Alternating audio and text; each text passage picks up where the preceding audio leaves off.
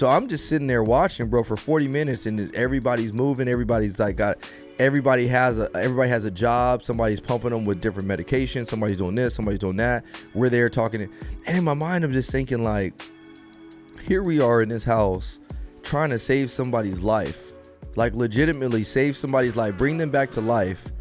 But yet nobody sees this or nobody talks about it. Hey, what's going on, guys? As we get ready to get into this podcast, I didn't want to do it without giving a shout out to our sponsor, Thin Line Anthem. Thin Line Anthem is an organization that promotes positive and healthy style living. They produce supplements as well as pre-workouts and a whole bunch of other things that are going to get you to accomplish your fitness goals. And not only do they do that, they also support local law enforcement agencies. This is big news because we definitely need the support nowadays. And so please go on to thinlineanthem.com. Use promo code It's Needed, all caps, no spaces, so that way you guys can get 25% off your next checkout. Thanks again and enjoy this podcast episode. Take care and God bless. Yo, what's going on? Welcome to another episode of the It's Needed podcast, where we discuss real issues involving law enforcement in the community. It's your boy Ryan Tillman, founder of Breaking Barriers United, and I'm joined today once again by the light-skinned wonder himself, Mr. Oh No, it's the Popo. What's up, bro? I need some like womp womp womp. Like that's the intro music. I was waiting. There was like a pause. I was like, is AJ there for a second? your bootleg internet froze up. That's what happened. Yeah, right, bro. That's what happened. You got using too much bandwidth. And we are all yeah, and we are also joined today by Billy himself. What's going on, Billy? Hey everyone! I got the new iPhone 12. Did you really? Oh, well, not. Lucky flex. I got like the basic. I got basically the lowest one. What? How Billy just come in flexing on us? Like, ain't nobody asked Billy about the iPhone. Like, you guys. Wait. Billy's been waiting. Billy's been waiting this whole week. He's like, man, I can't wait for the intro of this podcast. Because as soon as I do intro, hey, what's going on, guys? But anyway, so I got this new iPhone 12. You guys always have something witty to say, so I had to bring something up. But I wanted to bring up that I'm upset. Like, they keep raising the price, and there's really nothing cool about it. I just want to put that out there. Nah, the camera is sweet. The camera is really sweet, bro. Give me a break about the camera. Nah, bro. You should be already. You, out of all people, should have some respect for the camera. That camera, I'm not gonna lie, I use. So I asked my buddy, this so ghetto, bro. Actually, I didn't have to use it, but anyways, I'm training somebody right now, and I was like, hey, bro, you mind if I use your phone real quick to record something? So I recorded a video to send to my buddy. Only reason I did that though is because I couldn't record from my phone because I was playing music from my phone. So that's why I had to use the quality was going to be better. That's it. Hey, the quality was going to be better. I'm telling you though, when I pulled up that video, I was like, golly, bro, I can see all the blemishes. It's like one of those mirrors that get extra close. You see all the blemishes in your face. Yeah. That's the only thing about them HD cameras. You really see how ugly you are. I was like, so y'all just wasn't going to tell me. So y'all just wasn't going to tell me I had this bump right here on my face this whole time. So I look like this my whole life, or is this like a new thing? I don't know. Oh man, I'm still. Billy really just flexed on us though. Can we just go back and address this? He did lead with that. I got the lowest one, so it's not. Billy's here today. I got a new iPhone, guys. Yo, what's going on? Welcome to the. Hey, I got a new iPhone, y'all. I got a new iPhone. He got it all up in the camera. Look what I got, y'all. Oh well, congratulations, Billy. Congrats. Congrats. I like. We get a round of applause for Billy's iPhone. Oh man, that's the COVID special right there, bro. More of a complaint than a flex. That's the COVID special. You get that when you get COVID? Oh man. Trump phone. Oh my goodness. Just a fair disclaimer, everybody. Like, I may or may not be on pain meds right now, so anything I say, just take it, however. Like, don't take it too serious. Why are you on pain meds? So if you can't see us or can't see me right now, I'm all bandaged up. I had my rotator cuff surgery. What day was that? I think Friday. I don't even know. What's the date today? What day is today? The 14th. I'm going to tell you. Hold on. Let me pull my phone up here. Bear with me for a second. Ryan trying to play audio effects. His phone ain't working. He's got to get that 12. So that was kind of whack. Billy, that was kind of whack. Billy, you got the plug. So I had surgery Wednesday. And listen, like, I got to tell this story just real quick. So I go in, but on my way to surgery. So my wife is dropping me off because COVID, she can't stay. So I'm like, all right, whatever. Like, I don't really get worked up about surgery anyway. Like, what it is. It's outpatient, right? So on my way, my buddy who just had surgery on his foot sends me a message. And he was like, whatever you do, don't get the nerve block. And I'm like, well, this sounds urgent. I'm like, well, what's the nerve block? And he's like, they just go in and basically block all the nerves. You don't have feeling in your arm or your foot, like wherever they're working for a couple days, but then it comes back, but sometimes it doesn't. So like he still can't, he still can't feel like 3 of his toes. So I'm like, nah. So I was like, bet, you don't got to tell me, like I ain't gonna get it. So I'm in like the little pre-op room. All the nurses are coming in. We laughing, having a good time. Just joking, shooting stuff, whatever. And the anesthesiologist comes in. He's like, hey, my name's blah, blah, blah. I let him go through the whole spiel. I mean, he was like, he brought up the history of it, everything about a nerve block, right? And I shut him down. Like how they offer a warranty, like when you buy something. That's when AJ's like, AJ shaking his head the whole time, like, yeah, okay. Oh, yeah, negative. Nerve block. Never heard of it. Tell me more. No. I was like, I don't want that. And he was just like, are you sure? I was like, I don't know if you heard me the first time. I don't want the nerve block. My buddy can't feel 3 of his toes. I want to use my arm one day.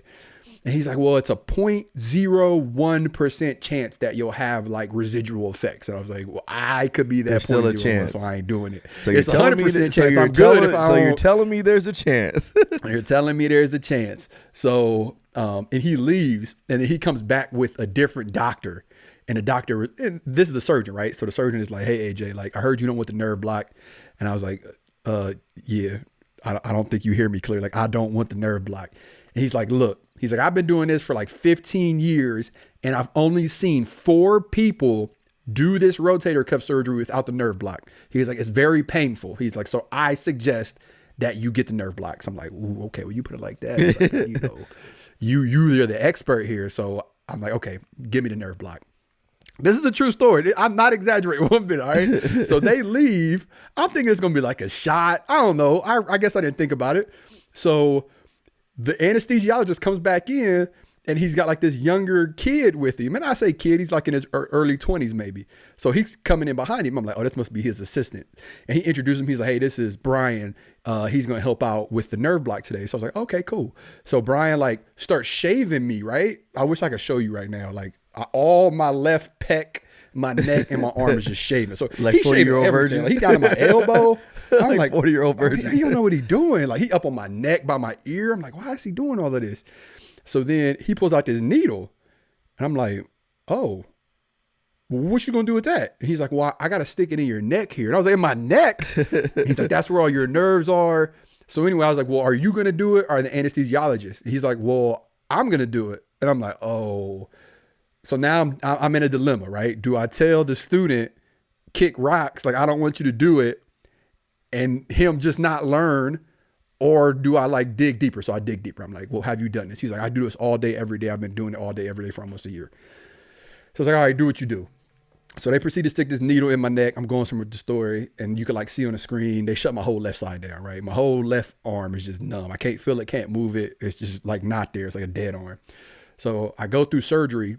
I wake up in the worst pain I have ever felt in my life. Like I'm like dry heaving because I want to throw up because I'm in so much pain, but I can't because you have to fast before surgery. So I have nothing in my stomach. I'm like screaming. I'm like, get my wife, call my wife. So were you still in surgery? Or this is after the surgery? I woke up. So I woke up like after the surgery. Okay, got you. The whatever is wearing off. So yeah, I just woke up in like the worst pain whatsoever. And I'm like, man, this couldn't work. So like, we got to give me some Dilaudid. So they shoot me up with some Dilaudid. Ain't do nothing. Like I'm still in like excruciating pain. Like all I wanted was my wife because I knew my wife would check all the nurses. Like, was this your worst pain you ever felt? Worst pain I've ever felt. We're absolutely worst pain I've ever felt in my life, man. Like I legit thought like something went wrong because at one point I was like, my chest was real tight. My head felt like it was going to explode. It felt like there were like sharp rocks in the joints of my arm. Come to find out, he messed the nerve block up. So I basically went through the entire procedure with no nerve block. So I woke up and felt everything except everything below my left shoulder. Like everything below my left shoulder was still numb, but my shoulder, my neck, my chest, all of that was still like exposed. And dude, it was awful. They were so apologetic, but he messed like 3 other people's up because you just heard people in the hallway like, It was mad. Look, this rotator cuff surgery ain't no joke. It's not no joke, man. I don't know how the medical field works, but I think if you get a student doctor, you should get a discount. Like no joke. I agree, man, because and he was confident. He was like, nah, I'll do this all day, every day. And there's a screen you could like watch. There's like 4 dots and like he has to move the dots certain way, which is kind of weird. But he seemed like he knew what he was doing. He must be having an off day or moved the wrong dot a certain way or something. But yeah, it was awful. And the worst thing about this procedure is, so you go through this pain and they give you like pain meds, which I don't like taking pain meds. So they give me like Percocets, right? So I'm like, I need the Percocets now. So Shelby, my poor wife, is like speeding with me in the passenger seat to Giant Eagle to fulfill this prescription. We're in line. The tube gets stuck in the thing. I'm hunched in a ball, like still like, I got like cold cloths all over my head. And they're like, ma'am, you got to come in. She's like, I can't. Like, my husband is here, like, dying right now. Like, we need these pills. So she had to like go drop me off at the house, run back. It was this whole thing, man. But, oh, that's terrible, bro. Yeah, you gotta sleep sitting up. Like, this thing is like strapped to my body. I gotta like squeeze this little stress ball, so like I have circulation. It's no joke. It is the real deal. I don't remember my experience ever being like that. Did they actually? So was your surgery? Did they actually cut you all open, or was it arthroscopic? So that's a really big word you just used there. So there's 5 really small holes. Okay, so it's arthroscopic. Yeah, yep. So they had did 2 or 3 really small holes on mine. Gotcha. But I don't remember. I do remember there was a point in time where the anesthesia wore off, but everybody comes out of anesthesia different. So one of my friends, we actually went in at the same time. He came out all laughing, jovial, like energized. That's how I normally am. I'm normally like a goofball. Like, I'm clowning, laughing. Yeah. I came out like super tired, bro. Like, I'll never forget. I remember I came out so tired because my parents had picked me up from Vegas to drive me home because I got it right before Christmas. So that way, over the whole Christmas holiday, I could just be at home with my parents. So they picked me up. Yeah, strategic. So they picked me up and we stopped at State Line because I had to use the restroom, bro. And I just remember like leaning up against the wall, like I was so tired, bro. Like at the urinal. So I'm like standing up, just trying to go, but I'm peeing like on somebody's feet. but I'm like sleeping, bro. And then they had gave me Percocet too. And I remember I was on cloud 9. I was like, man, this is some good stuff. Yeah. And I only took those for 2 days. I just don't like the way they make me feel. So I quit taking those. So now I'm just taking like ibuprofen, like strong ibuprofen. And just kind of like dealing with the pain, icing it and whatnot. But the doctor said originally, he's like, you have a partial tear of your rotator cuff and it looks like you have a lot of buildup, but he's like, we'll see once we get in there. He told my wife after the surgery that I ended up having a complete tear. So we had to go in and repair the entire rotator cuff. And he said, there's so much buildup that like, it's still going to drain from like the holes in my shoulder. Wow. So it was a really bad combination. Like he had to do more work when he was inside my shoulder, and then the nerve block wore also. It was like the perfect storm. But the law really makes you offices of Ryan and appreciate Billy would like to represent your you for your significant claim. other. I heard that. Yeah. The law offices 1-800 give me my money. Hey, we going in. We suing for everything. I want it all. Yep. But the I want his car. So on house. that real quick though, this is kind of brings up a interesting point though. Is essentially that was, I mean, I don't want to call it malpractice but it was a mistake. You know what's funny is and nobody will ever know about it. But yet in our profession, if we make a mistake, everybody knows about it. Not only does everybody know about it, but everybody's going to criticize you. So imagine if they took the same exact situation and they put that doctor on blast on Front Street, poster, put his picture everywhere. It doesn't make sense to me. Yeah. No, what's so ironic about you saying that is I had that exact same conversation with my wife last night. Once we laid little man down, I was sitting on the couch, and when you move a certain way, like, I mean, it hurts. But, I ain't gonna sugarcoat it, like it hurts. So I'm like, She's like, you all right? And I was like, yeah, it just hurts. And I started talking about like how I woke up and like how I really just appreciate like having her in my life, because that's the one person I wanted. I was like, call my wife, like get my wife here right now. And it made a world of difference. And I was like, man, like being a surgeon is dope, because he wasn't even in the room when all this was going down. Like he showed up once I was out. They had me like all wrapped up and all of that. And then when I woke up, he was gone. So, he just showed up, did his thing and left. And she was like, yeah. She was like, but you know, it's hard. There's a lot of risk. And I was like, babe, think about this. Like the student messed up. And I know he messed up because I heard the nurses talking in the hallway. They were like, how many spotty nerve blocks have we had today? And they were like 3, but the person next door to where I'm at is about to wake up, so it might be 4. So, you know, I know he messed up. Like it's a fact that he messed up. On a rampage that day. He was just out here tearing us up. Burr, burr. It's like operator. He's hitting all the metal. So I'm like, you know, I know it for a fact that he messed up, which, you know, it is what it is. You better than me. He learned. But if we were to do that, we going to prison. Yeah.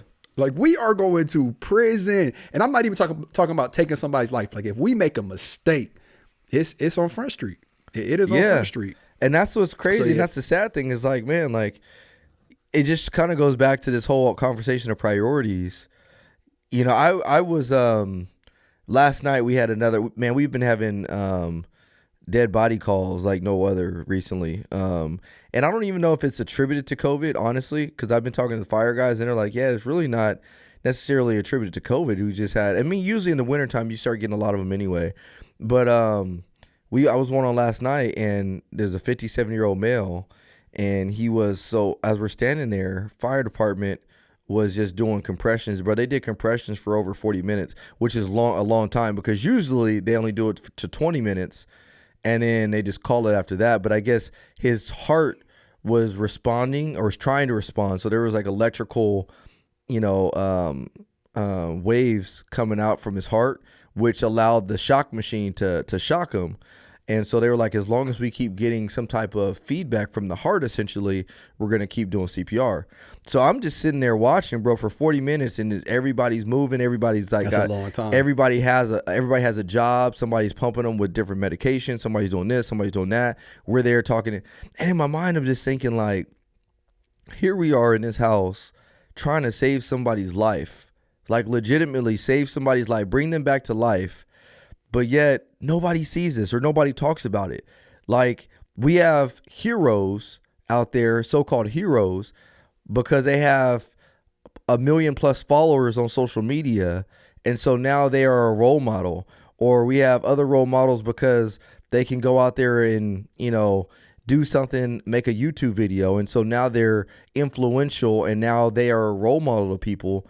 But at the end of the day, I'm thinking like, man, like, unfortunately, a lot of first responders don't get the credit they deserve. That includes doctors, that includes fire department, that includes EMT, that includes dispatch, that includes police officers. Like that was just a behind the scenes look at, man, well, here we are legitimately trying to save a person's life. And sometimes we actually do save their life, but yet nobody really talks about it. Nobody really talks about it. And then people are so quick to criticize when we do something wrong and negate the fact that we've probably saved, imagine you have a 30-year career, how many lives you potentially saved.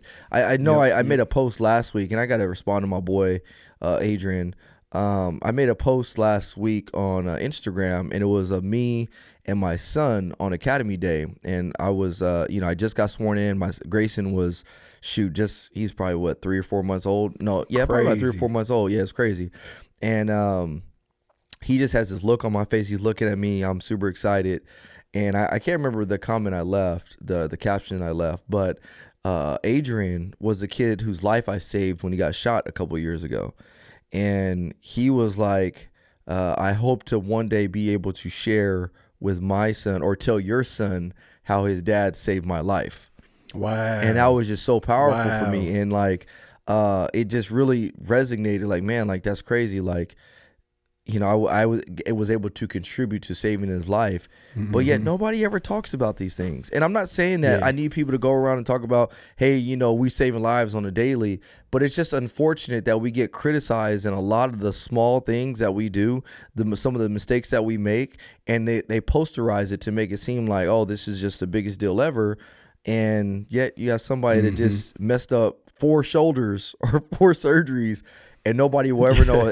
They'll never know a single thing about it. Yep. And the even crazier part, like if you really think about it, is the number of fatalities compared to the medical profession versus law enforcement are like astronomically different. I think it's like 250,000 deaths a year annually for medical malpractice. And ours aren't even scratching that. Literally 200. I think I'll look it up real quick. But I think it's 250,000. Let's see. That's wild. So, I mean, just that fact alone, I mean, again, it goes back to priorities. Like, where are your priorities? Approximately 251,000 lives are claimed each year. See, I don't know, man. I was having a really good conversation with one of my really good friends and / mentors about this exact topic.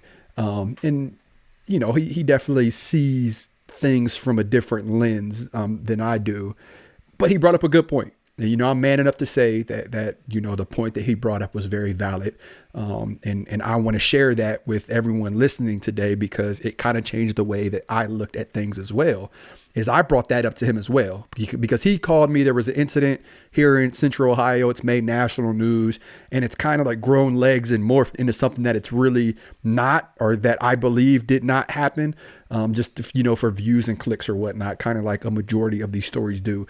But with that said, you know, he called me and he's like frustrated, like, man, is this true? And I was like, no, I don't think so. I wasn't there. I know officers who responded after the fact, and this is what I was told happened. And he's like, it just doesn't make sense. And I was like, well, do you think the officers would just roll up and do this, especially in today's times? Like, that doesn't make sense to me. He's like, we'll never see eye to eye. So then I bring up, you know, it's just weird to me that it always, like, the buck always stops at law enforcement. Like, it doesn't go on to the mayor's office, or it doesn't go on the city council or the governor's office, or like the people who really have positions of power to like make true change. Like, it just always stops at police. And then I made the comparison of medical malpractice, which is why I knew that number of 250,000. I'm like, you know, 250,000 people die annually, and no one really bats an eye at that. And you know, whatever, like, I'm not saying this to try to get medical professionals in trouble by any means. I'm just saying that in comparison. And his response to that was, yeah, but we're not talking about that right now. And I was like, you're right. You're absolutely right. You're absolutely right. Like, he's like, I'm focusing on what's going on with police right now. And he's like, we could address that later, but this current conversation we're having, he's like, we're not talking about that. And I was like, you got it. You're absolutely right. Like, I completely get that response. So I just wanted to share that with all the listeners out there, because when he said that, I was like, man, and it's the same thing, you know, when people were responding to Black Lives Matter, right? Like, somebody would say Black Lives Matter, and then somebody would automatically respond, well, all lives matter. And it's the same principle, yeah, right? I get it, but go ahead. But my thing on that though is like, okay, but when will we talk about it? Because here's my argument is like, it seems like police has always been the subject of conversation. And that's what I said. Yeah. Even prior to George Floyd. Yep. Prior to George Floyd, police has always been the center of conversation in many ways. You know what I mean? If you go back now, rightfully so, police have screwed up some things throughout the history of policing, no doubt about it. You know, that policing has come from some corrupt past times, and we can't, you know, glaze over that. But I will be willing to put my life on this. I know policing ain't the only profession that's come from a correct pastime. And the only reason I know that is because, think about it. We had a racist education system, the education system, the medical field, the healthcare system. Bro, like, we come from a country who at one point in time, racism was a thing. Yeah. And it wasn't just policing that was racist. So my point is that even through all of that, policing has still managed to find its way to the top. And we kind of just brush over some of these bigger issues in medical field, in the education field, in the healthcare field. And the sad thing is that somebody can use that argument, but we're talking about police right now. And I absolutely agree with that. Yeah, we are talking about police. But when will we talk about the other topics? Yeah. So the analogy that he used, because I pretty much said the same thing. Like, no, I get that. And that's where I came up, like, you know, it's just frustrating for me that the buck always stops at us. You know, people are like, the police are the problem. Or it's like, well, are the police the problem, or is the system the problem? And if you agree, because I think most people will agree, the system's the problem, or the man, right? I put that in air quotes. Well, who is the man, or who is the system? Like, what does that look like for you? Like, is it the judges? Like, is it that system within itself? Is it the laws? Is it, the higher ups? Is it the governor, the president? Like, you let me know where the system is, and then, justify why the buck falls on police. So I brought that up to him as well. And we were on the phone for probably 2 hours having a really, really heated debate. I won't say argument, but it almost got there, a debate. And his response was, say you and Billy, say Ryan and Billy walk into a store and Ryan steals a laptop, but Billy steals 10 laptops. They're both in trouble, right? So like when Billy's being interrogated, like, why'd you take these laptops? Billy's going to be like, why, whatever. Why did he take them? He took them because he needed the money. He wanted to sell them, whatever. They're the newest iPhone 12s and he wanted to brag on the podcast about them. And then Ryan's going to be interrogated. Well, what's your response going to be, Ryan? Is it going to be, well, Billy, he stole 10 laptops. It don't matter if I stole one. And I was like, yeah, I get that mindset with it. But my thing is always to go back to what's the solution. And that is what people don't know. So that's what really drives me crazy about like this topic that seems to be just pumped down our throats like nonstop. We need police reform. We need blah, blah, blah, blah, blah. Like no one really has the answer. Believe it or not, a majority of people don't believe in defunding the police. Like that was such an irrational thought that like caught on for a little bit and people rode the wave. But people know that we have to have some sort of law enforcement or there's going to be complete chaos. A majority of people are logical people, and a lot of people believe that that's not the answer.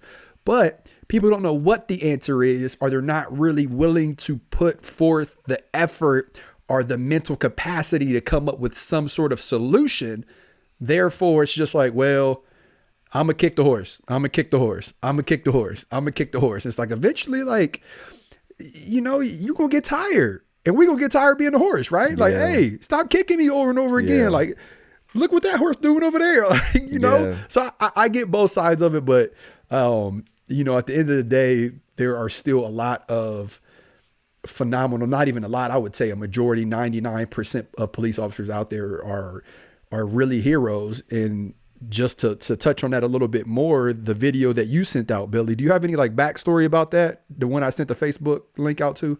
You talking about the Cathedral City? Cathedral. You might have more backstory on that than I do. So what I know of right now is a man showed up at the church. He had multiple firearms on him, some gasoline, and some other things that it sounded like he was there to do some damage.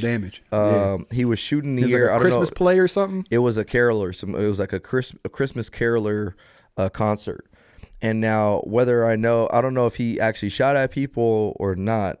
But it definitely sounded like a suicide by a cop type thing, because as he's standing on the doorsteps of the cathedral, he's yelling, "Kill me, kill me, kill me, kill me," and he's firing rounds off. Which is kind of crazy, because I don't know if you guys saw in that video, but there's like a couple standing behind like a pole. Yeah, they're trying to find cover. Street light. Yeah. Yep. And as soon as they ended up, stopping that threat, then they're able to get them out of there. But that was a crazy situation.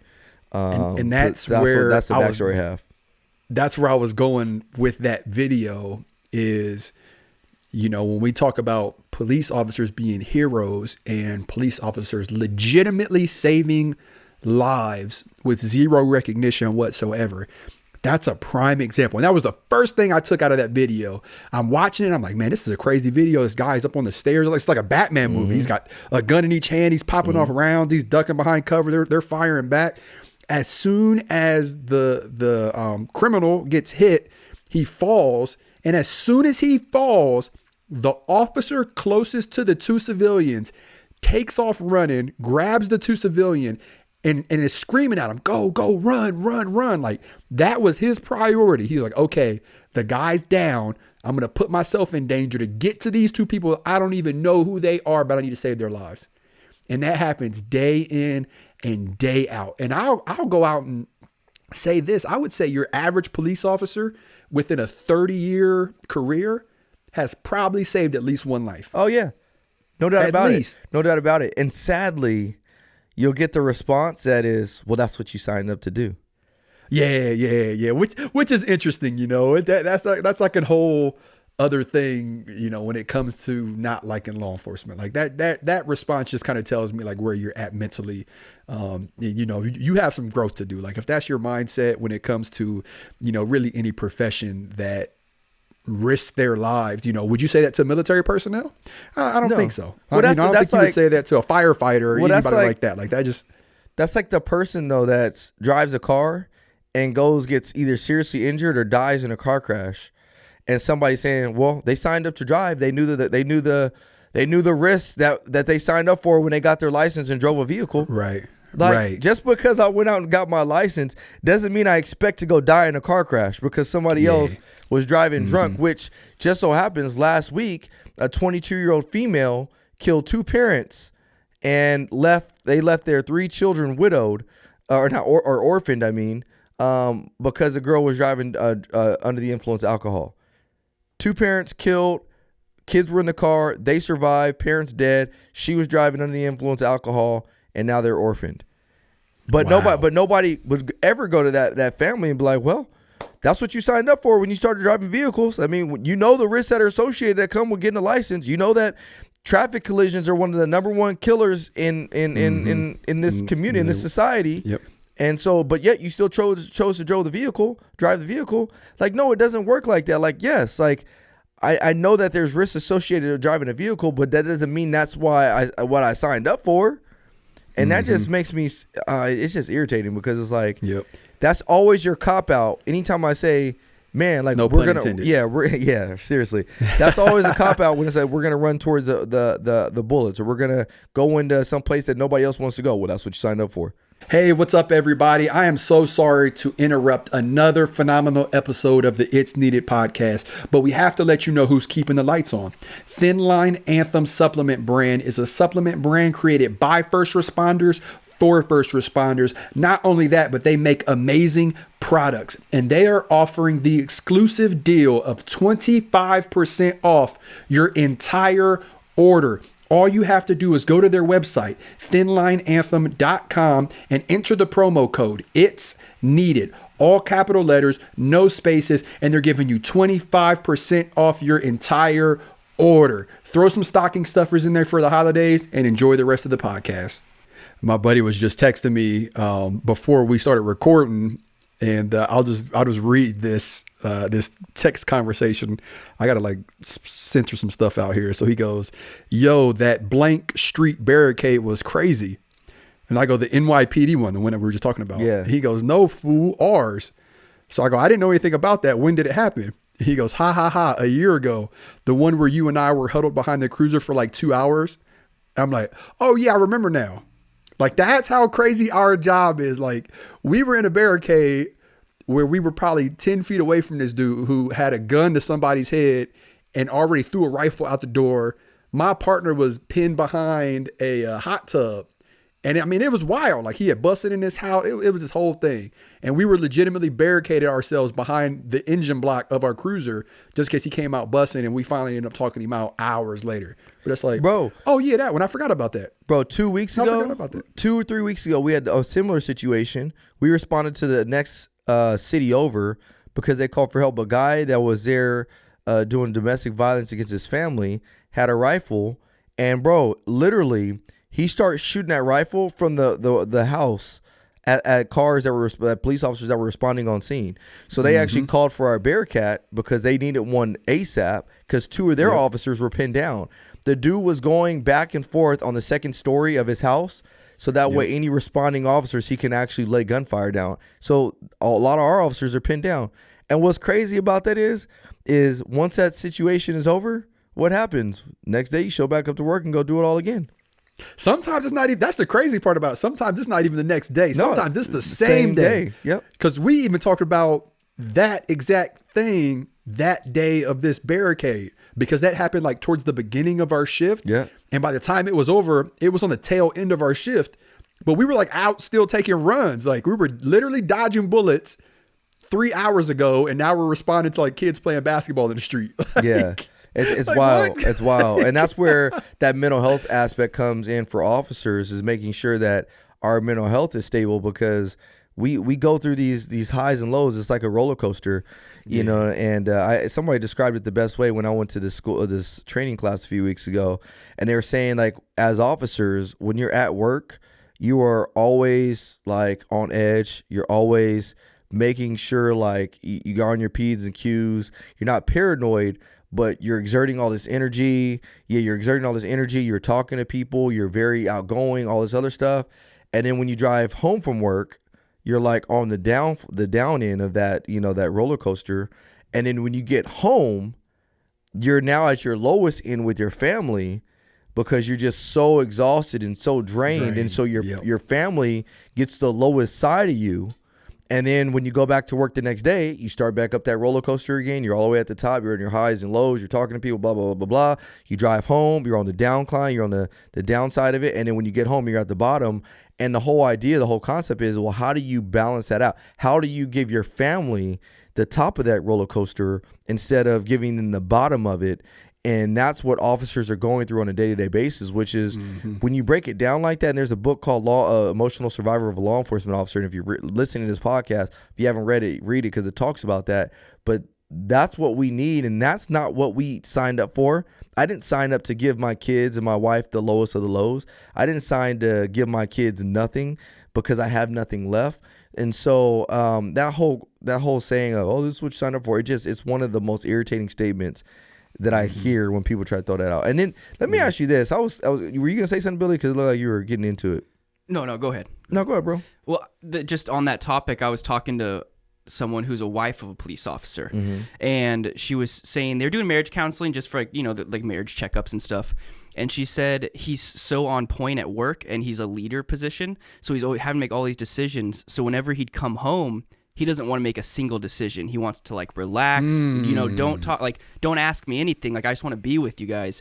And it was starting to affect them because she was like, well, I married a man who makes decisions. That's what attracted me to you. But yeah, just on that topic, it was affecting their marriage because the highs and lows. It happens all the time. And I actually I found myself, I mean, my wife is going to listen to this and she's going to probably say the same thing about me because, like, I come home and she'll be like, hey, what do you want to do? And I'm like, either or, it looks good. Like, or I like this, or like, you know, it's like, I'm good with whatever, because I get so caught up in making decisions every single day, some more crucial than others, some that can cost me or somebody else my life, that when I get home, I find myself at the bottom of that roller coaster. And it's not necessarily, it's not right for them. Like, you know what I mean? That like, they shouldn't have to be victim of that. And so we got to be able to find ways to pull yourself out of that rut to still be able to give them what we need. But also to the spouse, it's important that they understand what that roller coaster is. Because if you just think he or she is doing that just because that's who they are, then you're wrong, because a lot of it is they're affected by their job. A lot of their response is attributed to what they do. And I mean, think about it, bro. When we go to work, and the higher you move up in law enforcement, the more responsibility you have to make decisions. I was just having a conversation with one of my supervisors yesterday, and they were talking about, man, one day, man, maybe you should consider chief. And I was like, you know what's funny is when Chief Tillman. Yeah, right. What's funny is when I first got into the profession, I was like, yeah, man, I would love to be a chief. But having been in the profession for some years now and knowing a few chiefs of police, I don't even know if I would want that, because literally the buck stops at them. Like, in my position right now, if, like, let's say AJ and I were partners and AJ did something that he wasn't supposed to do, like he started going off on somebody, he gave somebody the punch, the infamous punch. the punch. I'm not punching anybody anytime soon. Hopefully not. Oh man. So let's just say he goes off on somebody, and I recognize that he's doing something wrong. I intervene and I'm like, hey, AJ, chill out, stop, or whatever. I'm not going to get in trouble for that. Like, that being said, is like, if I'm not going to get in trouble, like, pretty much as where I'm at now, as long as I do what I'm supposed to be doing, I'm fine. If my partners mess up, that's on them. That's not on me. The chief, however, when he goes home at night, and if he's sleeping, minding his own business, enjoying his own time, and some of his officers go out there and screw something up, bro, he can get fired from it. The chief is an at-will employee, so he can get fired for that. So my point is that the higher you go, the more responsibility you have, the more decisions you have to make at work, and the harder it gets. And so that doesn't discourage me from moving up, but it's just that having that mindset, that wherewithal to know that what comes with the position, so that way I try to prevent myself from getting into those ruts. I do this like mental health presentation to like law enforcement retired officers and just really anybody who wants to attend annually, and I try to sprinkle in more here and there when I can. But part of like the main part of that presentation that I talk about is making sure that you have outlets, right? Like this is a stressful job. You're going to be put through so many like traumatic events. You're going to see horrible things. You're going to experience horrible things. You're going to lose sleep, but you have to make sure that you have these outlets. And I'm going to read to you what mine look like in order. My first outlet that I have, meaning the first thing that I always turn to, no matter what, I turn to this off rip, is my faith. Mm-hmm. Number one, that's my faith. The second outlet that I turn to is my wife. Number two on that list is my wife. We know that from your shoulder surgery. Boom, there it is. That's it, right? I need my wife here right now, right? Mm-hmm. Then it's family, meaning the rest of my family, my friend, my loved ones. So it's faith, wife, family, friends, the gym, home, and then work can be an outlet as well. And it's just interesting when Billy said that that officer said he doesn't want to make decisions at home and how it affected their marriage, because I've found myself having that same exact talk with my wife.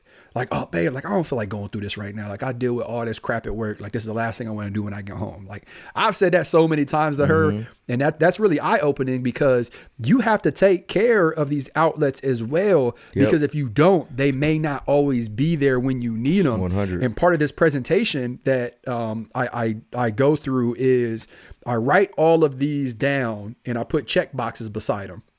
And I talk about all these events that I've been in, right? I was involved in a shooting. It was a breeze, the whole process. Like, it was frustrating, but I had my faith to turn to. I didn't have my wife at the time, but we were dating pretty serious. I had family, friends. I had all these things. Check. I made it through okay. Like, I've been in traumatic events. I've seen people shoot themselves in the head. I've seen people hang themselves. Like, I've held dead babies. I've always had these checklists. But then I go back to the incident that Ryan was just talking about, where I punched that guy, and I had protesters show up to my church 3 weeks in a row with flyers with my picture on them, handing them out to the clergy and handing them out to people who were attending the service. So I was like, oh, well, I can't go to church. We'll scratch the check box off. Me and my wife got into a fight, and although she was there for me, I didn't think so at the time, because she was upset that I didn't tell her that there was going to be protesters at the house, and I was hiding the whole thing, and it turned into this whole thing, right? So then I scratched my wife off the list. And then I had a family member who I was extremely close to who called me, and the first words out of their mouth was, AJ, I thought you were one of the different ones. So I was like, okay, well, I can't trust family. I scratched family off. Friends. And then I couldn't go to the gym because the first time that I went to the gym after that incident, I gave the guy working the front desk my card that you like scan. Mm-hmm. And as I'm walking in, I hear him talking to the guy who was behind me say, yeah, that's that cop who was on the news the other day. So I'm like, well, I can't go to the gym. So then I scratched the gym off. You should have looked at him and flexed on him real quick. Like, you want some Tupac? So then I talk about home. I'm like, oh, I got my home. What's the worst that could happen at my home? I have protesters at my front door, Facebook living my address. I got calls from supervisors. Hey, you got to leave for a few hours while we watch the house. We don't know how credible this threat is. So then I scratch home off, and then work is self-explanatory. So then I talk about how, since I didn't have any of those outlets to turn to, how it just spiraled, and it spiraled fast. I mean, I had a nervous breakdown, a panic attack. I drove my car with my wife in the passenger seat, not saying one word to her, with tears rolling down my eyes, over my best friend's house. I didn't say one word. I just let myself in. I threw my keys at his wall, messed his wall all up, and just screamed at the top of my lungs. Like, that's where I was at. Like, I was just there. Like, I didn't know what to do. I fell down on my knees. I was like crying. And I'm like, I don't know what to do. I have nothing to turn to. So when Billy says things like that, like, for the officers out there, for anybody that's considering going into this, like, you have to be man enough or woman enough to understand that like you have to take care of these outlets, or they may not be there to take care of you when you need it the most. So, you know, when he says something like that, you know, you're going through whatever at work and you're pouring so much into your work, like maybe you need to reprioritize things. And the reason I'm getting like so passionate about this is because when he said that, it resonated in my life. Yep. And I'm like, okay, maybe I need to reevaluate things and put things in order. So I really appreciate you sharing that, Billy. Absolutely. And you know, I've definitely experienced that as well. This year this year has been one for me as well when it comes to work and decisions that I've made at work and press releases and things like that. But because I've had those good support staff, it's allowed me to get through it. There's one last thing I want to bring up before we start wrapping it up. I wanted to ask you guys, this is kind of interesting, but do you think that people are more upset with police, or do you think that they're more upset with supposed racism within police? And do you think that those people are in fact racist themselves by their behavior towards the police? This is what I mean by that. It's kind of interesting. 2 officers, one white, one black. Black officer shoots white guy. Nobody says anything. White officer shoots black guy. Same exact circumstances. The whole world goes crazy. Is that racist by the person that is getting upset if they don't get upset with the black officer, but they get upset with the white officer? Billy, you want to address this at all? Or Billy over there like, Does that make sense? Does my question make sense though? It makes perfect sense. I think I think that's a super complicated, like there's a lot going on. It's not that simple of an answer. I got an iPhone 12. But looking on my iPhone 12. I think just to answer part of it, I guess, if you're constantly looking for something, you're gonna find it. So in the seeing a white officer shoot a black person or kill a black person, even if it wasn't racist circumstances, it's just gonna come across that way because your first instinct is, well, he was racist. Like you're almost hoping for them to be racist, if that makes sense. So, yeah. So I think it's a combination of things, and it's going to be controversial. So it is what it is. But this is how I truly feel. I feel the first thing is the fact that racism exists, right? And there are people and families and generations who have suffered at the hands of racism. Or even, one generation may have experienced blatant racism and then they pass that down because, that's what we do as humans. We pass down valuable information to our loved ones and our kids and whatnot. And then they do the same thing. So I think that we'll put that as number one, right? There are people who are upset that racism exists. They've been told their entire life or maybe a portion of their life that the reason they didn't get the job or the reason that they're being treated differently or the reason that they've been pulled over is because of their race. So I think that's the underlying like foundation of all of this, right? I think the next thing is people need someone to blame. I think that's right after the first one. I think people need someone to blame. It's natural for a majority of people to point the finger instead of taking a step back and going, well, maybe I didn't get the job because I wasn't qualified, or maybe I got pulled over because I was doing whatever crazy, right? It's easier to say, well, you pulled me over because of this, or because I didn't get the job, this is why. And then I think the third thing is, and this will be the thing that probably upsets some people, but before you write me off, just know that one, I'm not going to lose sleep. But two, really dissect this is there's an identity crisis that we're facing, meaning that there is a large amount of people in this world who aren't really comfortable being who they are. So they latch on to something easy and then ride that wave. And that easy thing to latch on sometimes is racism. And I could give you so many examples of that. But I'll give you the opposite of an example of that. And, you know, Ryan's a perfect example, right? Like Ryan is a African-American male who didn't let the fact that he's an African-American male stop him from achieving his goals and chasing his dreams. And he's still doing that, right? Like there's so much he's doing behind the scenes that you don't know about. Yes, he faces adversity. Yes, life might be hard because he's black, but he's not going to let that dictate where he's going in life. And there's so many other stories like that. And one of my favorites, just to kind of elaborate on this a little bit more, is Tyler Perry. Tyler Perry, you know, talking about Madea, right? Tyler Perry was homeless. He lived in his car. He did not let the fact that he's a minority dictate his life or diminish his dreams. And now he's a billionaire who employs underprivileged kids and financially unstable families at the largest production studio in the world now, which he owns. So I think it's that combination, right? Like I think it's the fact that racism exists. We'll lay that down first. We're talking a 3-layer cake here, right? Like that's the big layer. It exists.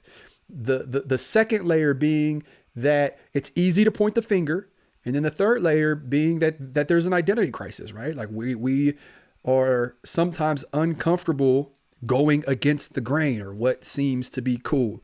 And I think if you add those three and then a few other things, boom.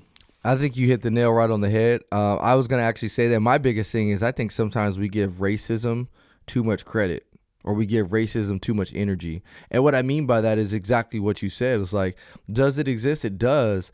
But at the same time, we're giving racism energy when it has no effect or no foundation in certain situations at all. Yeah. You know what I mean? But yet it's the fallback. I'm gonna fall back on this because there's nothing else. Because if I don't label it as racism, then I have to face the reality that this situation was okay, whether it looks good or not. For example, going back to that example I used, if two officers put in the exact same situation with the exact same circumstances, but you change their race, if they say that this is not racism, then that means that they have to be able to agree and say that it was is justified in whatever it was. And that's the sad thing. And like, I think that's just one example of a whole bunch of other things that are going on in our society right now. Like as a black man, I hate that other organizations feel compelled to say, well, we're going to do this for the black community because they feel pressure to do it. It's like the old thing, like, if somebody's going to apologize to me, I don't want you to apologize to me because somebody's telling you to apologize to me. I want you to do it because it comes sincerely and genuinely from your heart, like you feel like you screwed something up. Because if you apologize because everybody's telling you to apologize, then it really don't mean nothing. It's kind of the same thing when it's like we start getting all of these different, specialized treatments because they feel pressure, but yet it's really not accomplishing anything. All it is going to do is going to make you that much more mad, the one that's apologizing, because you feel like you ain't really done nothing wrong, but because of the pressure, you got to do it. And it ain't going to do nothing for me because I'm really not going to get anything out of it at the end of the day. And so I just was thinking about that. And there's a reason why I asked that. And I can't specifically discuss that on this podcast, but hopefully at the beginning of the new year, we'll definitely be able to talk more about it. We'll talk more about it, but I wanted to pose that question before. No, it's a good question, man. And like I said, I know it's going to piss a lot of people off with the way that we answered it, but we're always going to give it to you real. Like we're always going to give it to you how we see it through our lens and through our experiences. But something else you have to keep in mind is like this isn't just us giving you our experience. Like we are blessed enough to travel the country doing this, like talking to police agencies, police department, sheriff's office, highway patrols, universities, high schools, detention centers. Like this is a collection of information that we're giving you here. So, if it offends you, then, maybe you're the one that needs to look in the mirror and, do some self-reflecting. I mean, we live in a country where we're coming off the heels of having a black president. Mm-hmm.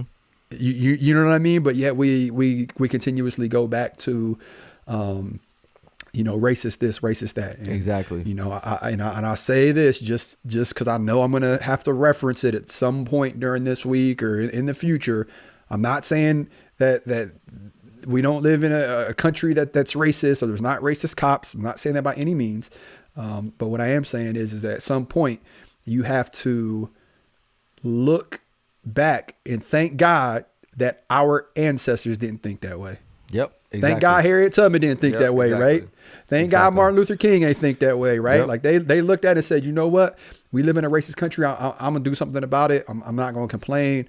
And that something was action, right? Like they were like actually out here putting their feet to the pavement and bringing forth action. So I love it.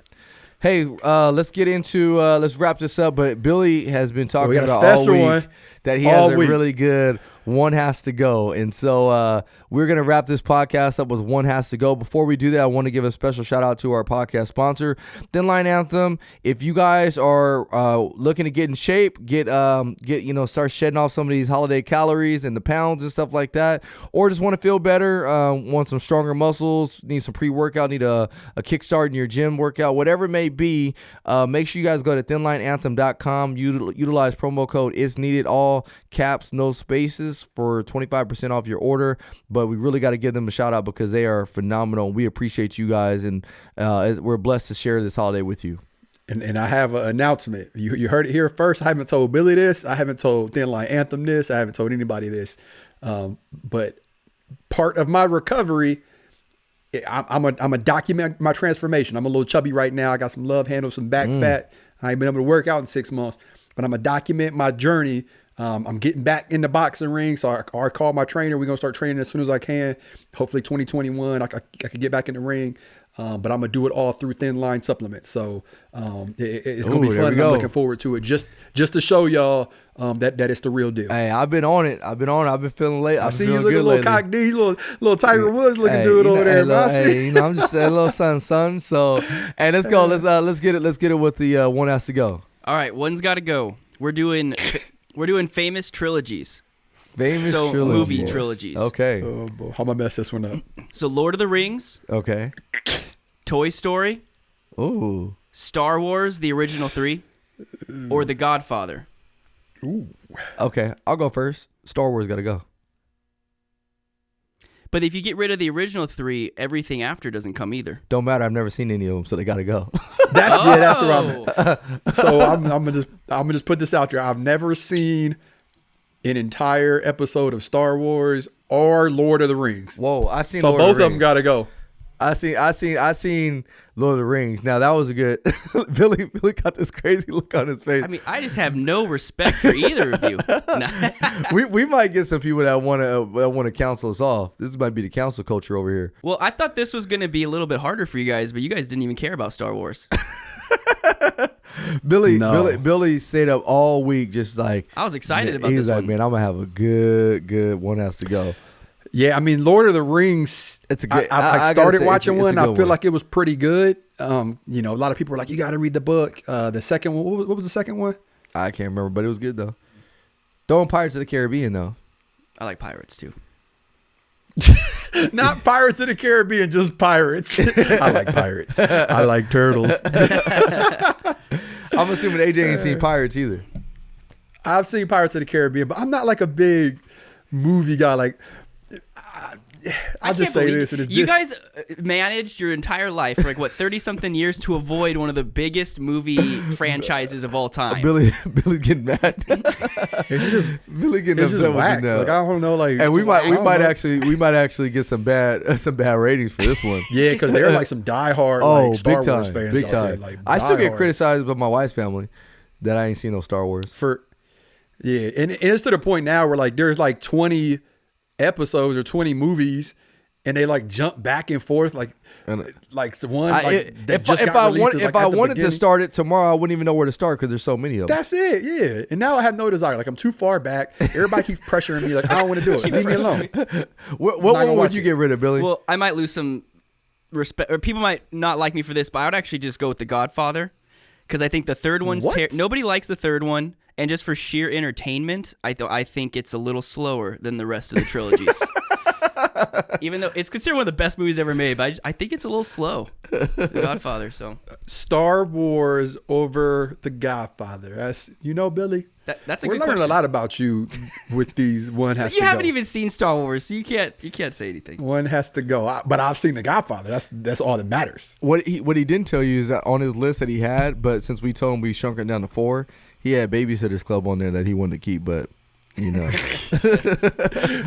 So is Babysitter's Club the one where they were like in detention, like after school? I never seen it. No, I know that's the Billy has Breakfast those. Club. Let's just stop talking The about movies. my father-in-law literally went out and bought that Blu-ray so we could watch it because we were over his house or over their house one day and I was like, I've never seen it, and he was like offended. He's like, whoa. He's like, we gotta change that, and like literally went out and got the DVD and like made us watch it, and then had me text him throughout the movie, like, give me updates. Where you at? And I'm like, Dang, take this a little serious, buddy. I don't know. Man. Shoot, It was all right. that's It was weird. what my wife's family did for Lord of the Rings for me. They've been trying to get me to do Star Wars. I haven't done Star Wars yet though. I thought you was just watching Star Wars. Did you send out a picture of you watching? My like, your kids want to baby watch Yoda? Mandalorian, but I wasn't even really paying attention. I'm like you, bro. Like I feel like I'm already so far behind. Like it's not even worth trying to get caught up. No. But what What we'll happened- do, we got to do TV series because I can include Lost, 24, and then some other ones. We'll do that next time. So if you guys have any good recommendations for One Has to Go, please send them to us because I love doing this part of our segment. It is fun. It is What happened fun. to the black guy on Star Wars? Oh, he died. He died. Of course he, He did. died first. That's why we He don't died watch first. it. He died first, probably. So He went down the he hallway did. he wasn't supposed to. die first. All right, man. Well, hey, it's always a pleasure catching up with all of you guys. This was a good episode, and title of this episode is going to be "That's What They Signed Up For." So I appreciate you guys. We hope you guys. I think we actually have another episode before Christmas, so continue that Christmas spirit because Lord knows we need it. Thank you guys for following us. Please continue to leave those ratings, those 5-star ratings and 5-star reviews. But I'm also going to ask you to do one last thing that I haven't asked you to do before is share this podcast with people. I know a lot of you guys are already doing it, but share the podcast with people. Tell them that this is something that they need to hear if you truly believe in it, because that's how we continue to spread the word and we continue to grow the knowledge and education that we're trying to share and bridge that gap between law enforcement and the community. So with that being said, we love you guys and we'll see you next week. Peace.